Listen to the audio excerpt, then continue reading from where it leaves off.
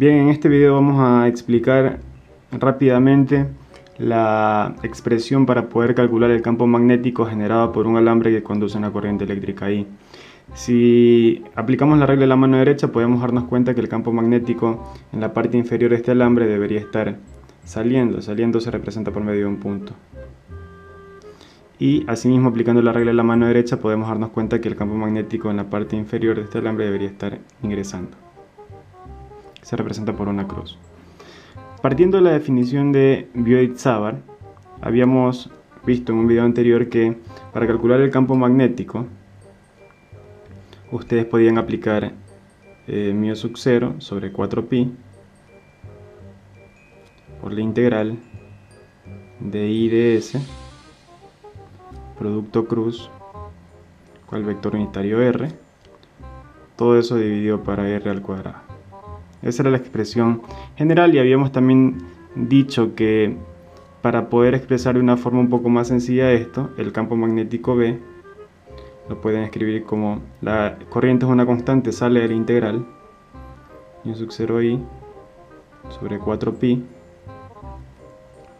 por la integral del ds, producto cruz con R. Entonces podríamos ponerlo como el ds multiplicado por el módulo del vector unitario R por el seno del ángulo, todo eso dividido para R al cuadrado. Podemos observar que en esa ecuación tengo la magnitud del vector R. La magnitud del vector R, como es un vector unitario, entonces C1.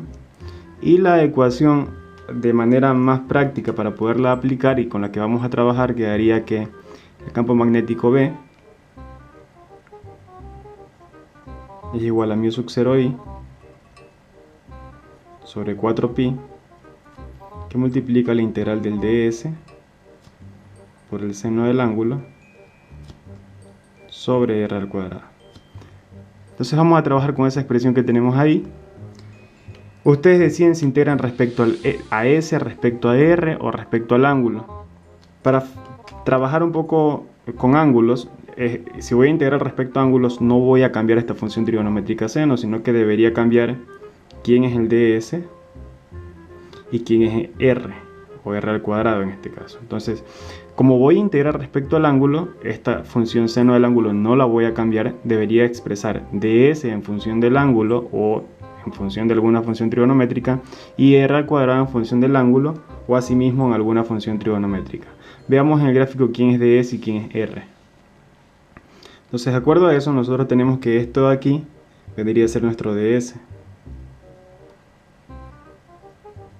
Este es el ds. Recuerden que el ds siempre va en la misma dirección que el del vector corriente, que la corriente. Entonces sería ds en esa dirección. Esto a la parte inferior la vamos a llamar x. Esta distancia aquí la vamos a llamar x. Y R es el vector que va desde donde se encuentra mi ds al punto donde quiero calcular el campo. Es decir, en este caso vendría a ser ese el valor de R.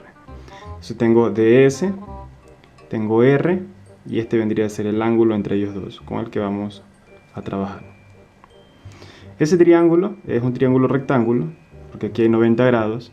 Estamos queriendo calcular el campo magnético a una distancia A del alambre.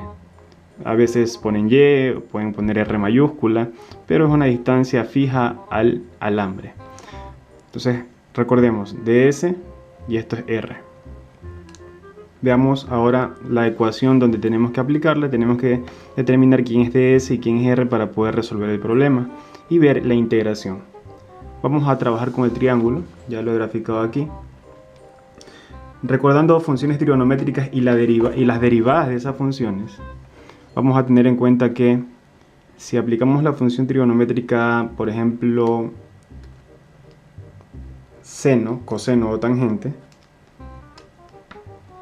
si el ds se encontraba aquí, a partir de nuestro gráfico, vamos a tener fácilmente la relación entre el ds y x, porque están en la misma dirección. Entonces podríamos decir que el ds es igual a dx.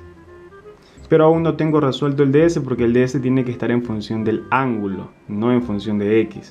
Entonces vamos a calcular una función trigonométrica que me relacione esas variables. Voy a utilizar la función trigonométrica tangente. Entonces quedaría tangente del ángulo. Por definición, tangente es opuesto sobre adyacente, quedaría A sobre X.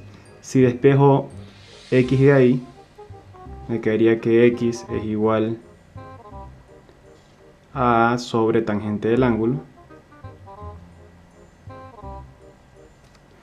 Y lo que es lo mismo que escriba A por cotangente del ángulo. Pero si se dan cuenta, no necesito X, necesito un dx, entonces voy a diferenciar eso, voy a calcular la derivada del dx.